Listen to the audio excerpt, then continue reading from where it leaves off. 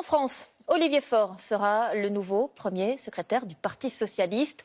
En tête après le vote des militants hier soir, il a profité ce matin du désistement de Stéphane Le Foll, arrivé deuxième. Olivier Faure, 49 ans, plutôt méconnu du grand public. Son profil, son parcours, son projet pour le PS, alors que moins d'un militant sur deux s'est déplacé. C'est avec Thierry Curté. Voici le futur patron des socialistes, Olivier Faure. Bonjour. L'actuel député PS de Seine-et-Marne sort largement vainqueur du premier tour, plus de 49% des voix. Ce matin, le deuxième, Stéphane Le Foll, loin derrière, avec 25%, annonce qu'il se retire de la course.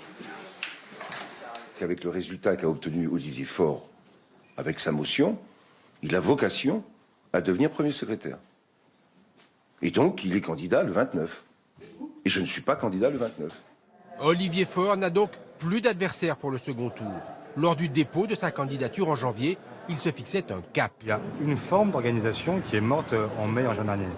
Mais ce qui va surprendre les Français dans les prochains mois, c'est ce que nous allons avoir la capacité à faire, c'est-à-dire à opérer une véritable renaissance avec les militants, avec les fédérations, avec les élus.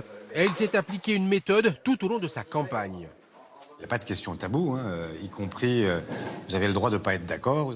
Olivier Faure privilégie donc l'écoute. C'est aussi sa méthode à la tête du groupe PS de l'Assemblée où il s'évertue à faire cohabiter les différents courants de pensée socialistes. Ce très proche de Jean-Marc Ayrault a aussi travaillé au cabinet de Martine Aubry lorsqu'elle était ministre et avec François Hollande lorsque ce dernier était premier secrétaire du PS. À voter. Hier, 40 000 socialistes s'étaient rendus aux urnes, soit près d'un militant sur deux. Ils retourneront voter dans 15 jours avec un seul bulletin restant, celui d'Olivier Faure.